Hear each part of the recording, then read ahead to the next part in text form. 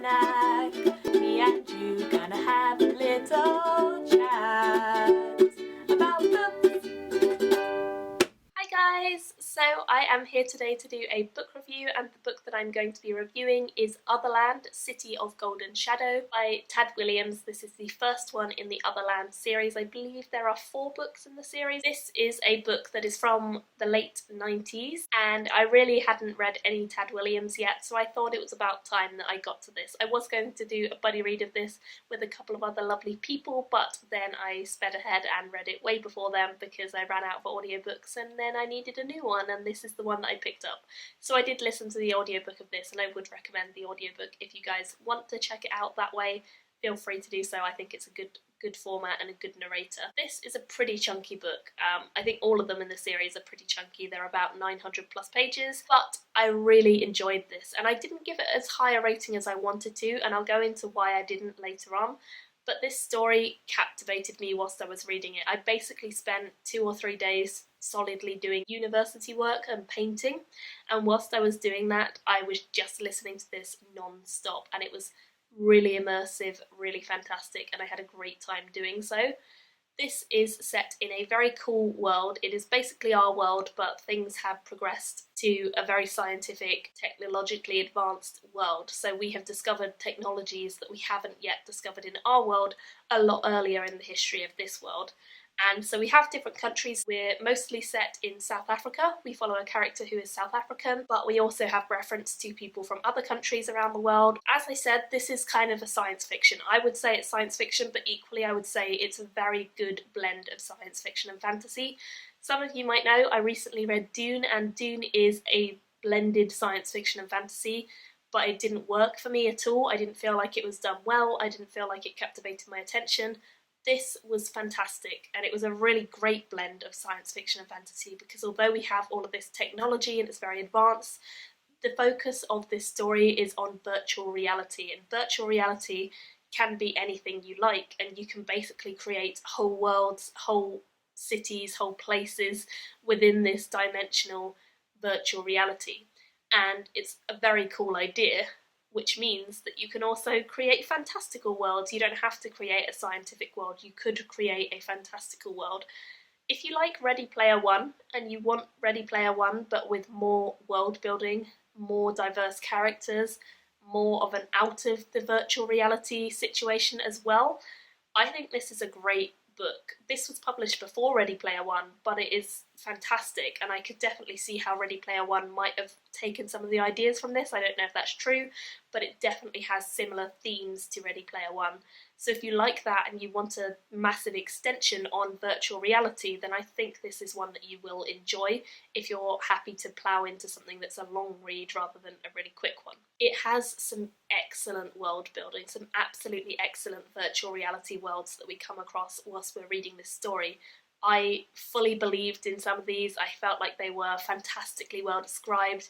We also have other things, so like Ready Player One is a game that they are in. They're in the Oasis, which is basically a game, essentially. Here we also have sort of game simulations, game virtual reality, where you can believe that you are the one who is fighting ogres and trolls or whatever it may be.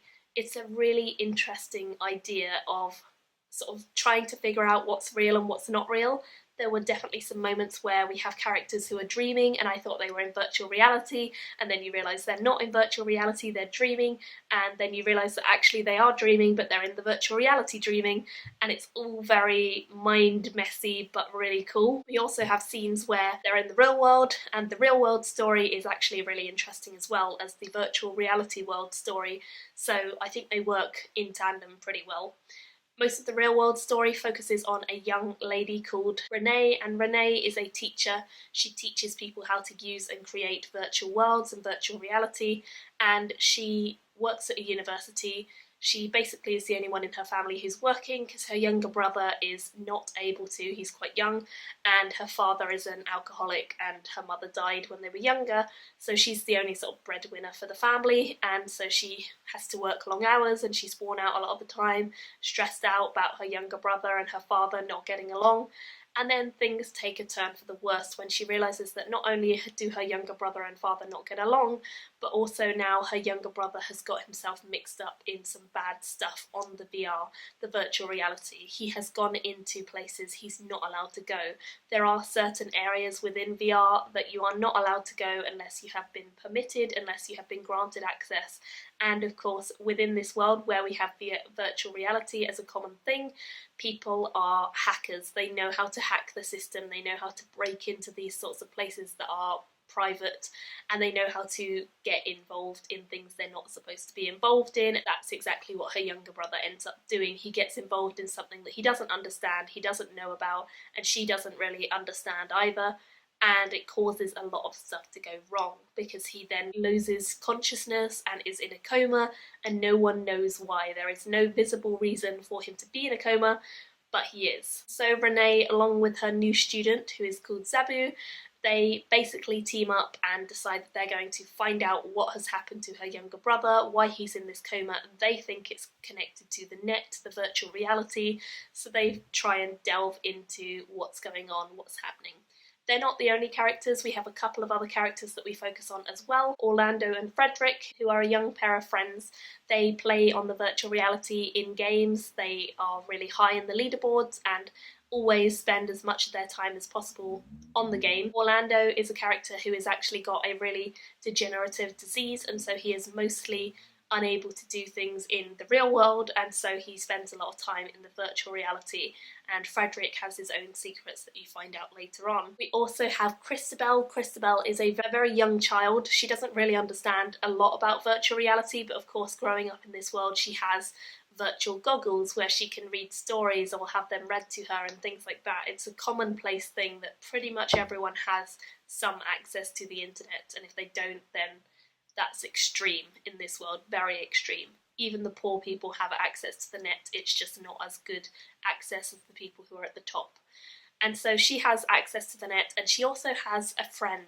She has an older man who is her friend, and she likes him, she finds him funny, he tells her stories, and she enjoys going to his house. But she has been told by her mother and father she's not allowed to go over there. They don't trust him, they don't think he's a good person, and they have problems with him, and yet she still goes over there and she gets involved in what he's up to, which is all a bit suspicious. So I really enjoyed Christabel though, I thought she was a really sweet character. I also really liked Renee's character, but I actually preferred Sabu. Sabu is a great character. A lot of this focuses on South Africa, like I was saying, and Sabu is from a South Africa Busherman tribe. The Busherman tribes is something I don't know an awful lot about, and still don't after reading this, but I know more about it because of this. I know that obviously Tad Williams has taken on some poetic license with the things that he says about them, but there are some such interesting cultural references and cultural elements that he weaves into this story. For example, Sabu takes a lot of time telling stories about his culture and the things that they believe in and why they believe in those things, and he really does believe in a lot of the Busherman traditions. He talks about old grandfather Mantis, who is a kind of a god figure, but kind of just an elder that they respect within their culture, and he also talks about some great moments within their history and how that's influenced him. And during this time period, the Busherman tribes are basically being wiped out. We haven't seen a lot of them in recent years, and people don't really know about them, but he is from the original Busherman tribes and he is trying to restore their culture. That's why he comes to Renee. He wants to take part in her course so that he can learn about the modern day world and bring his people into it in some form. And he's a great character. He's really entertaining generally, and he's just so amusing. I really liked him as a character. I thought he was fantastic. So those are the main couple of characters, but we do meet more along the way. We have other characters who dip in for a little bit. We also have the character of Paul. Paul's storyline is bizarre. He is wading around this place that is completely weird, wacky, not what he remembers at all. He feels as though he's completely disconnected from life. He doesn't really understand what's going on around him. He has had a trauma from a war and he doesn't have his memory, so he doesn't know what's happening, and he becomes trapped in this place that is just so foreign to him. Nothing there makes sense, nothing is okay, and we don't know if that's a dream he's having, we don't know if it's virtual reality, we don't know if it's real, so it could be any of the three, and you're constantly kind of questioning what's happening with his story. It's a really, really bizarre one, but very fascinating. We also have strange, bizarre things like within the virtual reality, anything can happen. So we meet hordes of flying yellow monkeys who are very crazy. We also meet gods. There are god characters within this because people like to roleplay as gods within the virtual reality. We also have disembodied voices. People can just turn up in VR and not have a body at all. And you just have such bizarre things. Also, I like the fact that we have different races within this book. We have different tribes, like I said, but we also have different nationalities. We have different genders. We have different people from all walks of life. Some of them are disabled, some of them are able-bodied. It's very diverse, and it's actually one of the most diverse books I've read in science fiction for a while, which is cool, particularly since it is such a long book. I think it needs that diversity to be genuine, and it really does it well. I really like that. At the start of each chapter, we also have a very small sort of factual section which talks a bit about the general world, the real life world, and it tells you about some of the chaos that's been going on within this world where fighting has broken out over certain things, or things are just going on in the news. So it gives you more of an overall world picture, which again makes it more believable as a whole. One element I did really like that Tad Williams does in some of the chapters or some of the sections is he writes in second person, so the story is about you. It's what you are doing when you are walking to this place and you are seeing this thing. It's pretty creepy at times because especially when there are some torture scenes and some death scenes, you being the person that is talked about, it makes you think you're in that situation. It really does play on your mind. It really does trick you into thinking, wow, okay, this is kind of creepy. I'm witnessing something horrible, even though you're not. Even though it's definitely not happening in front of you, because you're sitting there. And I think the audiobook works really well for this section in particular because you're being told you are doing this thing. It was creepy. It creeped me out, but in a good way. It was really fascinating, and I loved what they were doing and how Ted Williams was making you a part of the story. Basically, this generally just captivated me, it enchanted me, it had so many good elements to it that I just found fascinating, and I was hooked. I was so hooked into this story, to be honest, and I really, really liked it, and I couldn't have said one thing that defined why I liked it, because I think the combination of everything just worked so well. The only criticism I do have with this is that it doesn't feel like a completed story by any means. When you get to the ending, it's basically only the beginning, and of course there are other books in the series, so that makes sense, but you don't get a lot of resolution within this book, and so you're kind of left on a cliffhanger. You're kind of left with, well, what's going to happen next? I need to know what's going to happen next. What's going to happen next? Or at least that's how I was feeling. So I instantly bought the second one, so it works well from a marketing standpoint because I definitely wanted to know what was going to happen next. Equally, we have some parts of the story which I think were a little bit slow. There could have been some pacing issues there, that they could have sped the story up a little bit, but equally I thought it was fun, I thought it was great, I thought there were some fabulous moments, and generally it worked incredibly well as a book for me and was captivating. So I would say if you want something that's a lot more fleshed out than Ready Player One, but you like the ideas of Ready Player One and the virtual reality setting, this is it, and it's definitely not what I expected. I expected it to kind of be a crazy space opera. It's not that. It's very much focused on Earth and in virtual reality, but it's fascinating. It's so fascinating to think about the potential of worlds like this and how our world could become this way in the future years. We already have virtual reality developing in our world, and seeing this story now when virtual reality is something that's kind of ongoing and is in development as opposed to when it first came out, when it was more of an idea. Really, really cool to see how Tad Williams tackles this subject and what he talks about and the things that he's questioning and the things that he's bringing up as ideas, and the power struggles and shifts that he's talking about and addressing. It's just so incredibly cool. So yeah, I would highly recommend this book. I ended up giving it a 4 stars, which is lower than I think it deserves, only because it was slower paced and wasn't resolved as much as I would like it to be.